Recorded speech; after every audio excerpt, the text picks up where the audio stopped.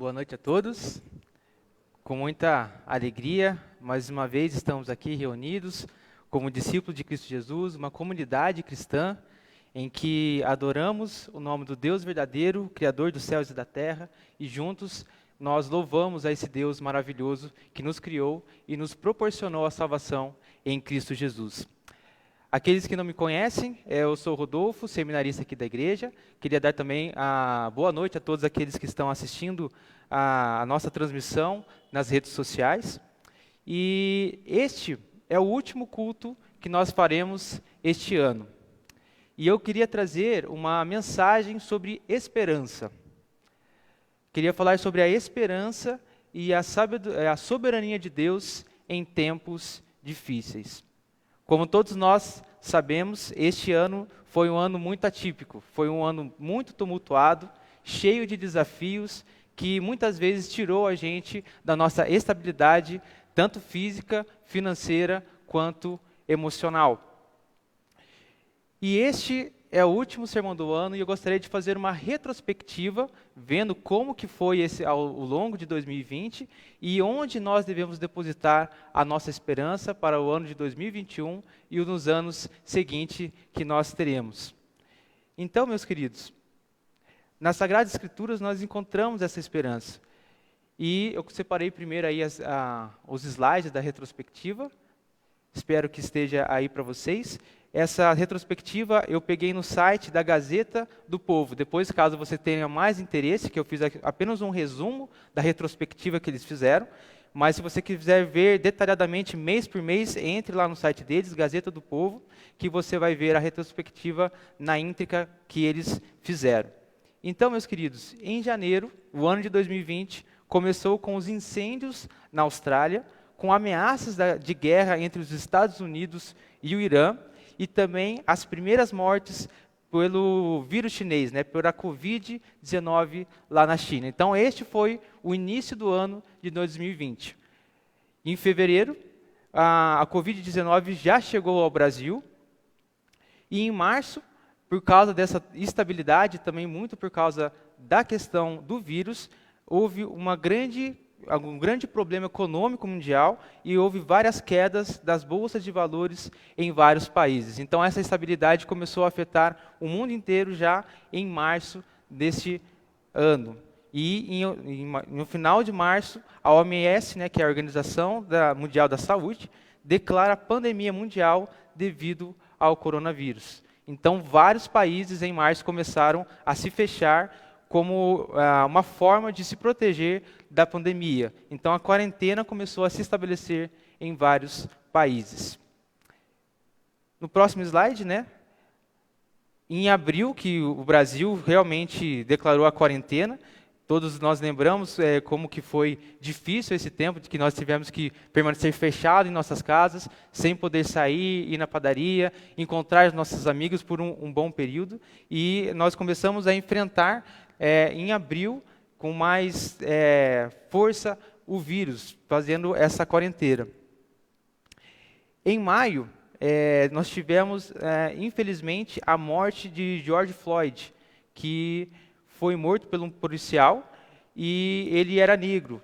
E, por isso, começou a desencadear vários protestos contra o racismo. Infelizmente, o racismo mostra como que a decadência moral da humanidade ainda está permeada em todo o mundo. Então, por causa desse fato, vários países, várias pessoas começaram a protestar contra o racismo. E, infelizmente, ao longo do ano, nós tivemos vários casos dessa terrível ação humana. O racismo é uma terrível ação humana. Em junho, tivemos o terremoto no México e também na Argentina e no sul do Brasil, nuvens de gafanhotos que vieram também causar um certo tipo de medo naquela região, mostrando um pouco das catástrofes naturais que estão ocorrendo por todo o mundo. Em agosto, a explosão no Líbano, que foi devido a uma irresponsabilidade humana, onde as cargas explosivas foram mal guardadas, e uma série de erros e fatores fez com que houvesse uma explosão e vários mortos no país do Líbano. Em setembro tivemos queimadas no Pantanal, um pouquinho sobre as queimadas aqui no nosso país também, mostrando também a irresponsabilidade humana. Em outubro, na Europa começou a vir a segunda onda do Covid-19.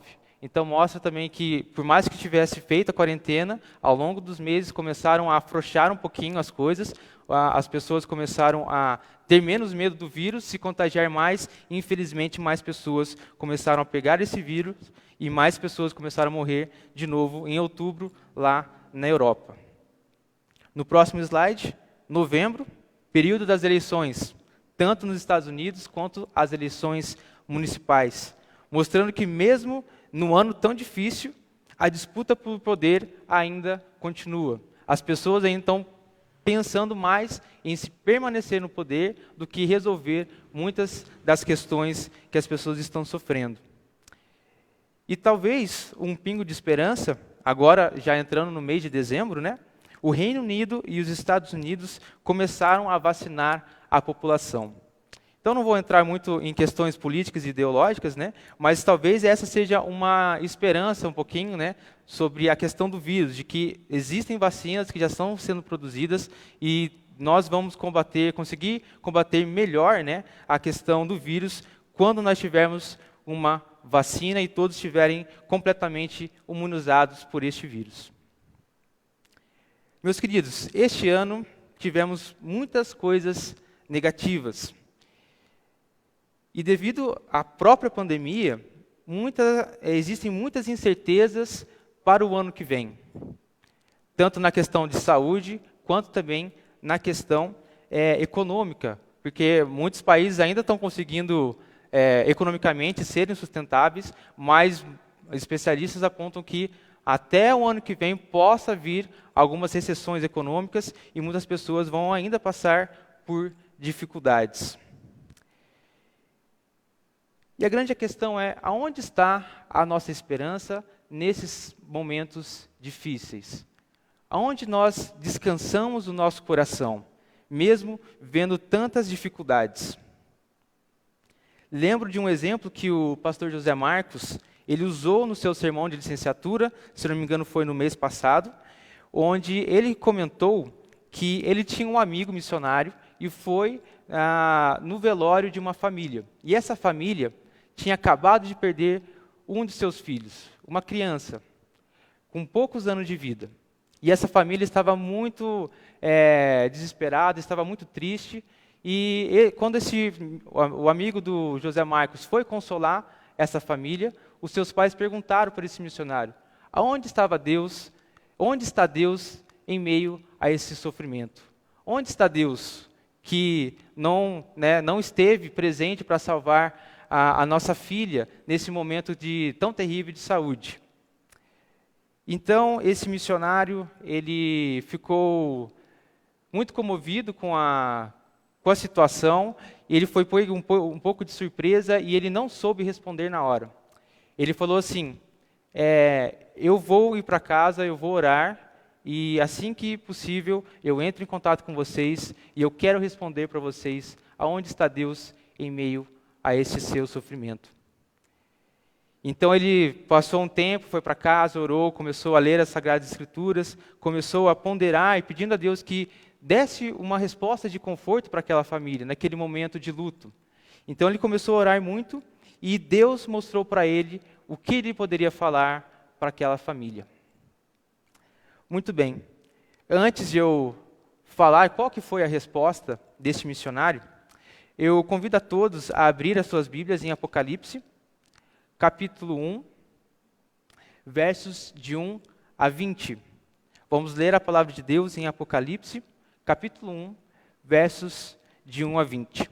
Eu separei também os slides para que os irmãos possam acompanhar, pois eu estou trazendo aqui a nova versão transformadora. Caso você esteja com uma outra versão, acompanhe também com a sua Bíblia e vamos todos juntos ler a palavra de Deus com atenção e ver o que Ele tem a nos dizer a esta noite. Mais uma vez, Apocalipse, capítulo 1, versos de 1 a 20. Diz assim a palavra de Deus: revelação de Jesus Cristo, que Deus lhe deu para mostrar aos seus servos os acontecimentos que ocorrerão em breve. Ele enviou um anjo para apresentá-lo a seu servo João, que relatou fielmente tudo o que viu. Este é o seu relato da palavra de Deus e do testemunho de Jesus Cristo. Feliz é aquele que lê as palavras dessa profecia, e felizes são aqueles que ouvem sua mensagem e obedecem o que ela diz, pois o tempo está próximo. Eu, João, escrevo às 7 igrejas na província da Ásia. Graça e paz a vocês, da parte daquele que é, que era e que ainda virá, dos 7 espíritos que estão diante do seu trono, e de Jesus Cristo. Ele é a testemunha fiel dessas coisas, o primeiro a ressuscitar dos mortos e o governante de todos os reis da terra. Toda a glória seja aquele que nos ama e nos libertou de nossos pecados por meio de seu sangue. Ele fez de nós um reino de sacerdotes para Deus, seu Pai. A ele sejam a glória e o poder para todos sempre. Amém. Vejam, ele vem com as nuvens do céu, e todos o verão, até mesmo aqueles que os transpassaram, e todas as nações da terra se lamentarão por causa dele. Sim, amém. Eu sou o Alfa e o Ômega, diz o Senhor Deus, eu sou aquele que é, que era e que ainda virá, o Todo-Poderoso. Eu, João, irmão e companheiro de vocês no sofrimento, no reino da perseverança para qual Jesus nos chama, estava exilado na ilha de Patmos por pregar a palavra de Deus e testemunhar a respeito de Jesus. Era o dia do Senhor e me vi tomado pelo Espírito. De repente, ouvi atrás de mim uma voz, como um toque de trombeta. E a voz dizia: escreva um livro, tudo o que você vê, e envie-o às 7 igrejas na cidade de Éfeso, Esmirna, Pérgamo, Tiatira, Sardes, Filadélfia e Laodiceia. Quando me voltei para ver quem falava comigo, vi 7 candelabros de ouro, e em pé entre eles havia alguém semelhante ao Filho do Homem. Vestia um manto comprido, com uma faixa de ouro sobre o seu peito. A cabeça e os cabelos eram brancos como a lã e a neve, e os olhos como chamas de fogo. Os pés eram como bronze polido, refinado como fornalha, e a voz ressoava como fortes ondas do mar. Na mão direita tinha 7 estrelas, e de sua boca saiu uma espada afiada dos 2 lados. A face brilhava como o sol, em todo o seu esplendor. Quando vi, caí a seus pés como morto. Ele, porém, colocou a mão direita sobre mim e disse: não tenha medo, eu sou o primeiro e o último. Sou aquele que vive, estive morto, mas agora vivo para todo sempre. E tenho as chaves da morte e do mundo dos mortos. Portanto, escreva o que viu, tanto as coisas que estão acontecendo agora, como as que acontecerão depois. Este é o significado do ministério das 7 estrelas que viu, e em minha mão direita o dos 7 candelabros de ouro. As 7 estrelas são os anjos das 7 igrejas, e os 7 candelabros são as 7 igrejas. Curva a sua cabeça, vamos todos juntos buscar a presença de Deus para que Ele nos ilumine com a sua palavra que foi lida neste momento. Santo e eterno Deus, ó Pai, muito obrigado, ó Pai, por mais este momento que nós temos de poder ler as suas sagradas escrituras, ó Pai, e poder pensar um pouco mais sobre quem o Senhor é e sobre o seu amor. Ó Deus, nos abençoe, ó Pai, neste momento. Use, ó Pai, a minha vida para transmitir a sua mensagem, ó Pai. Abençoe a vida de todos que estão aqui. Abençoe a vida de todos aqueles que estão em seus lares, ó Pai, nas suas casas, assistindo pela internet, ó Deus. Que o Senhor possa estar alcançando, ó Pai, cada vez mais as pessoas aqui, né, neste mundo. Ó Deus, nos abençoe. É isso que oramos agradecidos. Em nome santo e precioso de Cristo Jesus. Amém e amém. Meus queridos, eu trouxe este texto para pensarmos um pouco sobre a esperança que nós devemos ter. Mas primeiramente, eu gostaria de falar um contexto do livro de Apocalipse, antes de explicar um pouco mais esse texto que foi lido. Eu deixei em slide, né, mostrando que, primeiramente, quem escreveu o Apocalipse foi o próprio apóstolo João. E a data que foi provavelmente escrita foi por volta de 95 depois de Cristo, ou seja, o final do primeiro século. O seu conteúdo, ele é a revelação dada por Deus a Jesus, que enviou um anjo para mostrar a João as coisas que iam acontecer futuramente. Ou seja, quem sabe todas as coisas é o Deus Pai. Deus Pai revelou para o Deus Filho, Jesus Cristo, todas essas coisas. Deus Filho, Jesus Cristo, falou para que um anjo fosse e falasse para João escrever todas as coisas que ele havia escutado de seu pai. E a mensagem era mostrar que Deus reina sobre o universo que ele criou e que as forças do mal não prevalecerão e aqueles que continuam fiéis a Deus e a Jesus herdarão a vida eterna. É bom nós lembrarmos que nesta época que o apóstolo João escreveu o Apocalipse, os discípulos de Jesus estavam enfrentando uma severa perseguição vinda do Império Romano.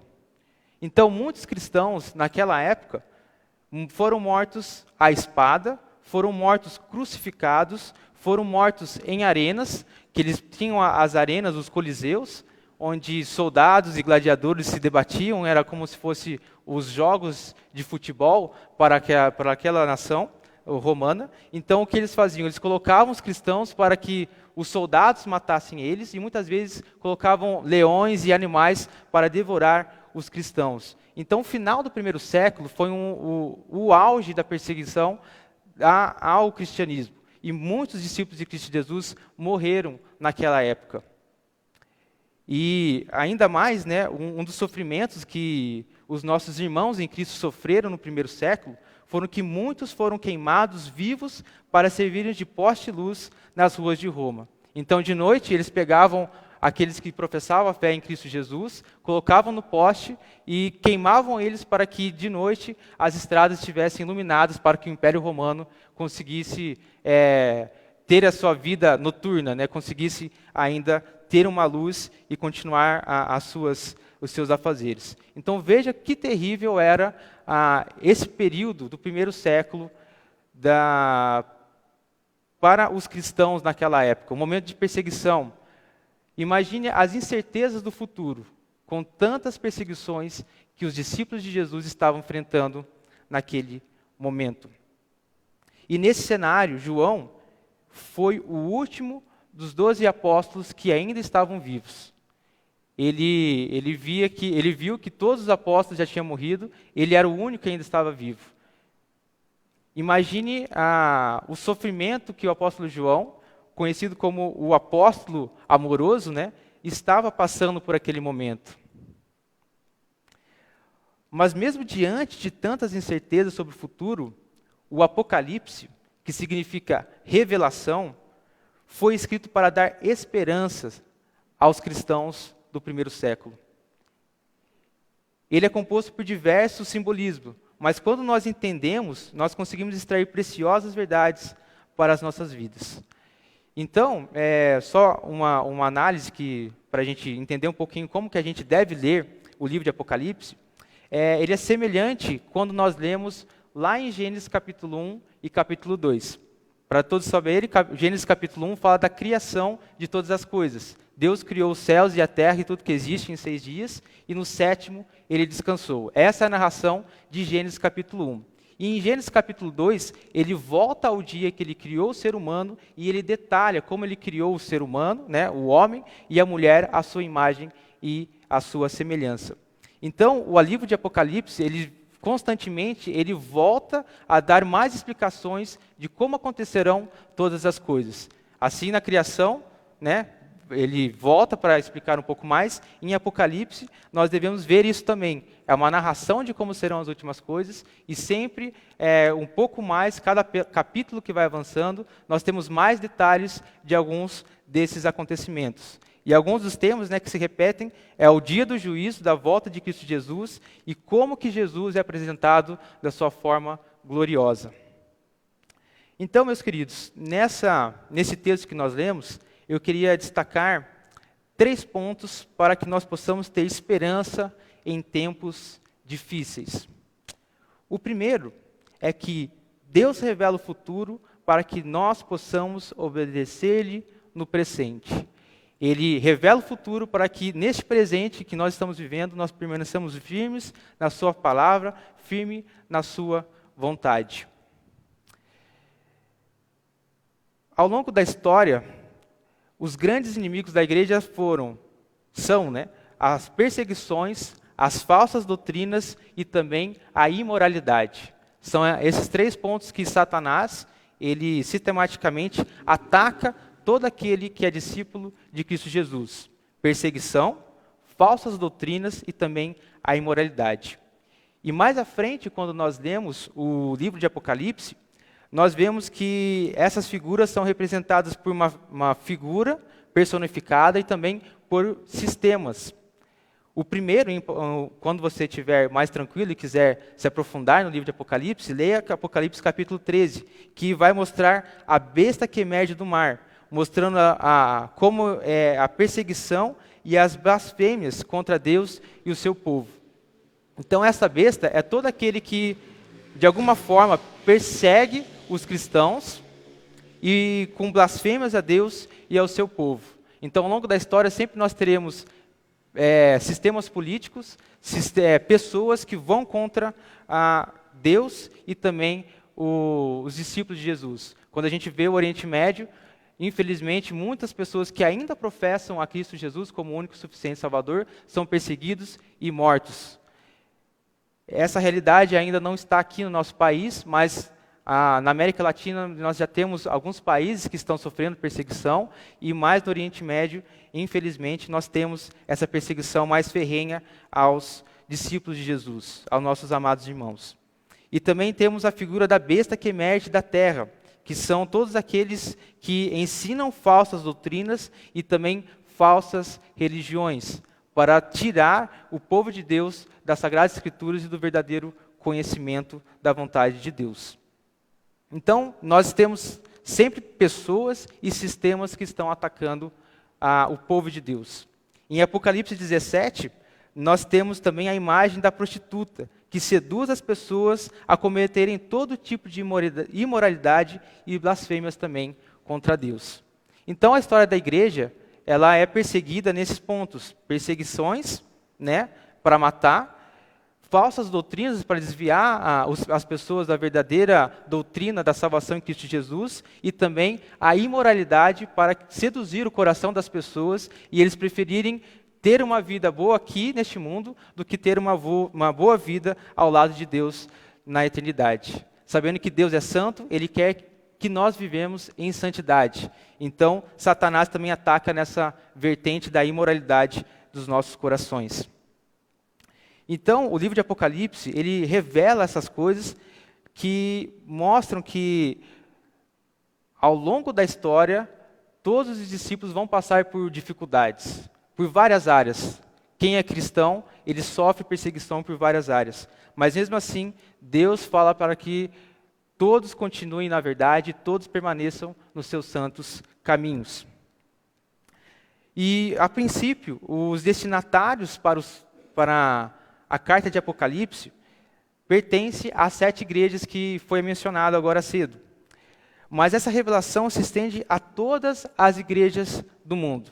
Para a gente entender um pouquinho mais sobre Apocalipse, toda vez que aparece o número 7, está relacionado à perfeição. Então, quando ele fala as 7 igrejas, ele está falando a totalidade das igrejas que existem, de todas as igrejas que existem.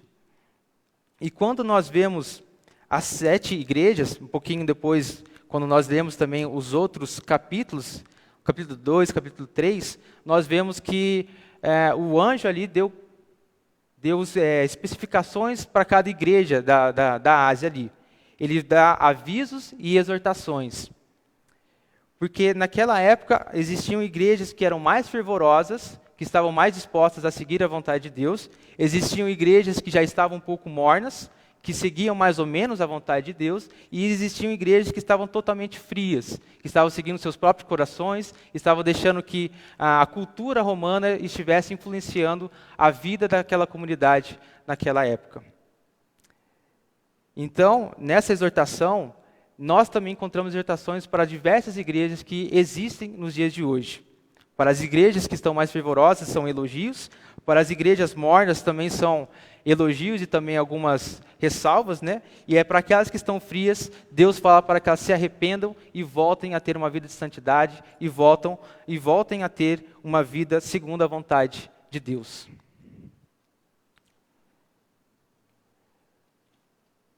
Um outro aspecto que eu gostaria de trazer também é que Deus transforma a tragédia em esperança. Quando nós lemos no verso 9, diz assim: Eu, João, irmão e companheiro de vocês no sofrimento, no reino e na perseverança para a qual Jesus nos chama, estava exilado na ilha de Patmos por pregar a palavra de Deus e testemunhar a respeito de Jesus. Meus queridos, nada foge dos planos de Deus. João não queria estar na ilha de Patmos. Ele estava lá porque ele pregava o evangelho, ele foi perseguido. Algumas histórias falam que eles já tentaram enforcar o apóstolo João, ele não morreu, mas mesmo assim eles pegaram João, colocaram na ilha de Patmos para que ele não tinha mais contato com os outros irmãos em Cristo Jesus, e ele morresse isoladamente, sem ter contato com seus amigos, familiares e outros irmãos em Cristo Jesus. E como eu falei, aquele século foi um século difícil, que muitos morreram. Imagine a aflição do apóstolo João naquela ilha, sozinho, sem poder propagar o evangelho de Deus, e não ter mais conhecimento de como estavam seus queridos irmãos. Ele não sabia quem ainda estava vivo, ainda quem havia morrido, né? E imagine como ele estava aflito naquela ilha, sozinho, sem ter contato com as pessoas que ele amava. Mas mesmo nesse momento de aflição, mesmo nesse momento de dificuldade, Deus se revela e mostra que mesmo nessa tragédia ainda pode haver esperança. Pela bondade de Deus, ele mandou o anjo falar para João das coisas que iriam acontecer futuramente, para dar esperança. Então João foi lá prontamente e registrou tudo o que foi dito para que as próximas gerações de discípulos de Cristo Jesus permanecessem firmes nos caminhos do Senhor. Então, meus queridos, eu não sei qual é a ocasião que você está essa noite, não sei como que esse ano afetou a sua vida, tanto financeiramente, quanto psicologicamente e também emocionalmente. Mas nós só conseguiremos passar por esse momento quando nós descansamos completamente em Cristo Jesus. Ele pode transformar esse período de dificuldade que você está em esperança para as futuras gerações. Quando nós permanecemos firmes no caminho do Senhor, nós damos o exemplo, né, de como é bom permanecer na vontade de Deus, mesmo sofrendo tantas coisas. E a grande esperança que o apóstolo João teve nessa revelação foi a própria imagem de Cristo Jesus. Essa é a grande esperança, a revelação do Jesus Cristo que nos salvou. Por isso, vamos ler de novo os versos 12 a 16, que Jesus é a própria esperança. Versos 12 a 16 diz assim: Quando me voltei para ver quem falava comigo, vi 7 candelabros de ouro, e em pé entre eles havia alguém semelhante ao Filho do Homem. O Filho do Homem é a própria imagem de Cristo Jesus. Ele vestia um manto comprido, com uma faixa de ouro sobre o seu peito. A cabeça e os cabelos eram brancos como a lã e a neve, e os olhos como chama de fogo. Os pés eram como bronze polido, refinado numa fornalha, e a voz ressoava como fortes ondas no mar. Na mão direita tinha 7 estrelas, e de sua boca saiu uma espada afiada dos 2 lados. A face brilhava como o sol em todo o seu esplendor. Essa é a glória do nosso Senhor e Salvador Jesus Cristo. Essa é a visão que João teve na revelação que ele viu. E muito interessante que o pastor Hernandes Dias Lopes, comentando sobre esse texto, ele faz uma interessante explicação dessa visão.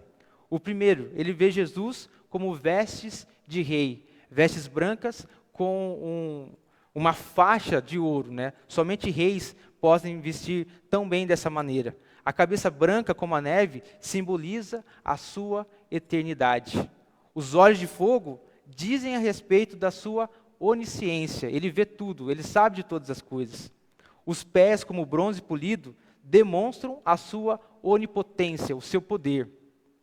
A sua voz, como as águas do mar, é o seu poder irresistível. Ninguém pode parar, né, as ondas do mar. Ninguém consegue. E é assim a sua voz. Quando ele fala, as coisas acontecem e ninguém pode ir contra a sua vontade. A palavra de juízo saindo da sua boca em forma de espada de dois gumes. Né? Quando nós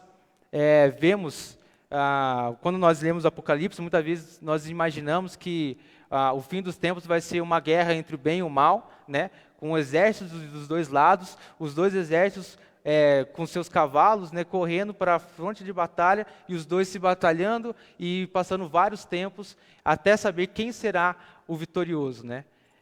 E nas redes sociais, acredito que vocês já viram também, existe uma foto onde está Jesus e o diabo de um lado, fazendo um jogo de mão, né, tentando ver quem que vai ganhar. Mas quando nós lemos as Sagradas Escrituras, não é assim que acontece.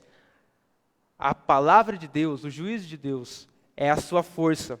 Não haverá batalhas, né? Quando Jesus voltar, a vitória já está garantida a Deus e aos discípulos de Jesus. Olha como é glorioso o nosso Senhor e Salvador Jesus Cristo. Ele tem todo o poder, Ele tem toda a glória, Ele tem toda a força.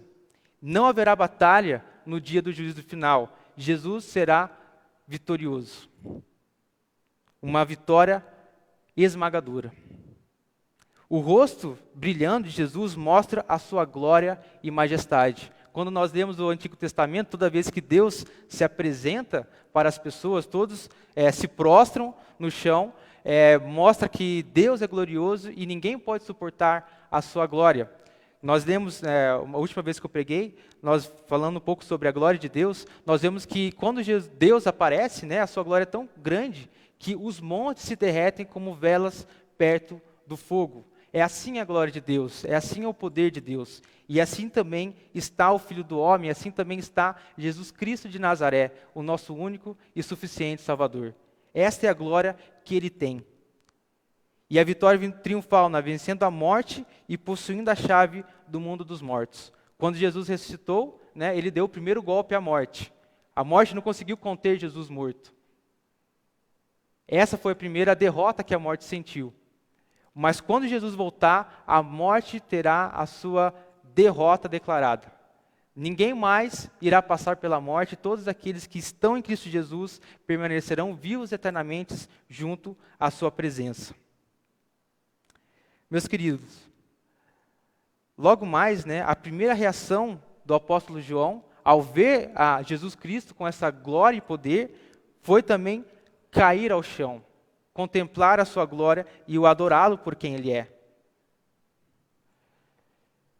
No verso 7, aqui, nós vemos também como Jesus é maravilhoso, né? No verso 5 e 7 fala que Jesus nos libertou dos nossos pecados, o seu sangue nos traz a salvação. Mais uma demonstração da glória e do poder de Jesus Cristo. E outra verdade marcante é que Jesus está entre os candelabros, né? Quando nós vemos aqui no verso 12 e 13, diz assim, né? Falando que Jesus estava entre os candelabros. E no verso 19 e 20, ele fala o que é esses candelabros. Os candelabros são as próprias igrejas. Os 7 candelabros são as 7 igrejas que ele destinou, e como nós vimos, as 7 igrejas se tornam todas as igrejas na história, né, da humanidade. Então, Jesus estando no meio dos candelabros, significa que Jesus está presente com a sua igreja. Jesus está presente aqui esta noite. Jesus está presente a toda a igreja que se reúne para louvar e engrandecer o nome de Deus. Jesus conhece as pessoas da igreja, Ele conhece as nossas aflições, Ele conhece os nossos desesperos, Ele conhece por tudo aquilo que nós estamos passando. Jesus sabe quem são os fervorosos, Jesus sabe quem são os mornos, e Jesus sabe quem são os frios.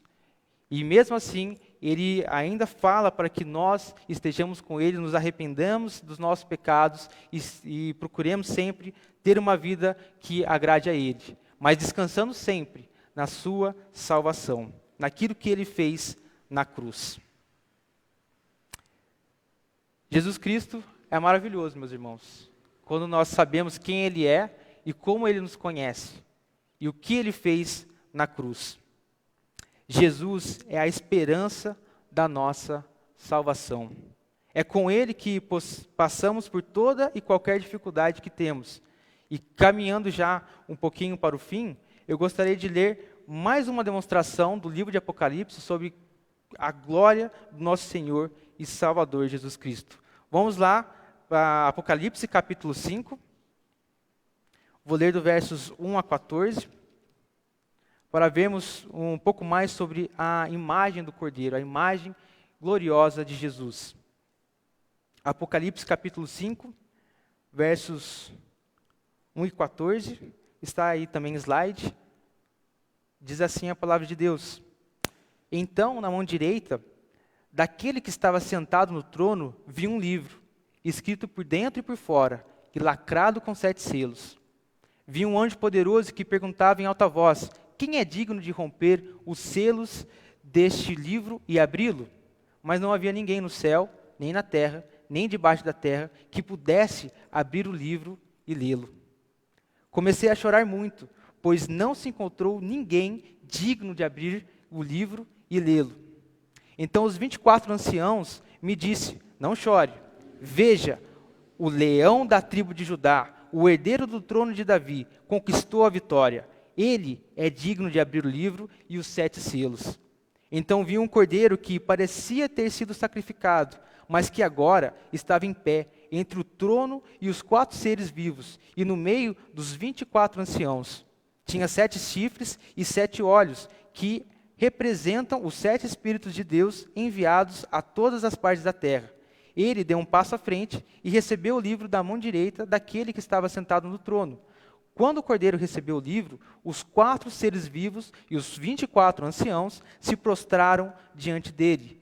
Cada um tinha uma harpa e taças de ouro cheias de incenso, que são as orações do povo santo, e entoavam um cântico novo com essas palavras: Tu és digno de receber o livro, abrir os selos e lê-lo, pois foste sacrificado e com teu sangue compraste para Deus pessoas de toda tribo, língua, povo e nação. Tu fizeste delas um reino de sacerdotes para o nosso Deus, e elas reinarão sobre a terra. Então, olhei novamente e ouvi as vozes de milhares e milhões de anjos ao redor do trono, e também dos seres vivos e dos anciãos. Cantavam com forte voz: Digno é o Cordeiro que foi sacrificado de receber poder e riqueza, sabedoria e força, honra, glória e louvor. Depois ouvi todas as criaturas no céu, na terra e debaixo da terra e no mar cantarem: Louvor e honra, glória e poder pertencem àquele que está sentado no trono e ao Cordeiro para todo o sempre. E os 4 seres vivos disseram: Amém. E os 24 anciãos se prostraram e adoraram. Olha que visão gloriosa do nosso Senhor e Salvador Jesus Cristo. Olha como que todo o cenário, tudo que vê, todo aquele que pode ver a Jesus, se prostra e louva a Jesus Cristo. Mais um pouquinho para a gente entender, né, as figuras que tem aí, quando fala dos 7 chifres, né, o chifre significa poder, 7 perfeito, né? Então, Jesus Cristo é todo poderoso. Quando fala dos 7 olhos, fala que Jesus é onisciente, ele sabe de todas as coisas. Ele é o único digno de abrir o selo, que está escrito o nome daqueles que serão salvos. Jesus é o único digno de toda honra, glória e louvor. Quando falam dos 24 anciãos, muitos interpretam que simboliza as 12 tribos de Israel e também os 12 apóstolos. Mais uma vez exemplificando, a antiga e a nova aliança, toda a Bíblia se curva para adorar e honrar a Jesus Cristo por aquilo que ele fez na cruz. Como é maravilhoso nós contemplarmos a face de Jesus. Quanta esperança nós temos na face de Jesus. E notem que no verso 1 e no verso 13, mostra onde está Deus durante todo este tempo. Verso 1 diz assim: Então, na mão direita daquele que estava sentado no trono, vi um livro, E no verso 13, diz assim: depois ouvi todas as criaturas no céu, na terra, debaixo da terra, cantarem: louve e honrem, louvor e honra, glória e poder, pertence àquele que está sentado no trono e ao Cordeiro para todo o sempre. Meus queridos, agora voltando àquela história do velório e daquela família que estava enlutada pela perda daquela criança. Aquele missionário, né? Ele foi pego de surpresa, ele não tinha palavras para consolar aquela família, daquela criança que havia morrido. Então ele foi à sua casa, orou, pediu sabedoria a Deus, e ele pediu para que tivesse um momento com aquela família novamente. E ele foi, e com muito amor no coração, ele falou assim: eu sei aonde estava Deus em meio ao seu sofrimento. Deus está onde Ele sempre esteve. Ele está no trono de glória, governando todas as coisas. Confie em Deus, confie na salvação em Cristo Jesus, porque em Jesus todas as coisas serão refeitas. Essa é a nossa esperança. É essa a esperança que nos traz em momentos difíceis, olhar para o céu e saber que Deus está no seu trono e Jesus Cristo está governando sobre todas as coisas. Mais uma vez, eu não sei como você passou esse ano, eu não sei das lutas que você passou, eu não sei das dificuldades que você está passando e das incertezas que estão nos nossos corações para o ano de 2021. Mas alguma coisa é certa, devemos descansar e colocar a nossa esperança em Jesus. Eu convido a equipe de louvor a vir aqui da frente e farei uma oração para encerrar este momento de culto. Que esta noite você tenha encontrado a esperança em Cristo Jesus. Somente quando nós descansamos em Jesus, somente quando nós olhamos para a sua face gloriosa, nós teremos descanso e paz verdadeiros. Somente quando nós aceitamos com alegria a salvação de Cristo Jesus, nós conseguiríamos suportar as dores e as aflições que nós passamos neste mundo. Fiquemos de pé, meus queridos, vamos fazer uma oração de louvor ao nosso Deus. E logo após, o presbítero Reinaldo entoará, fará uma oração e interpretará a bênção nesta noite. Então curva a sua cabeça, vamos todos juntos orar ao nosso Deus.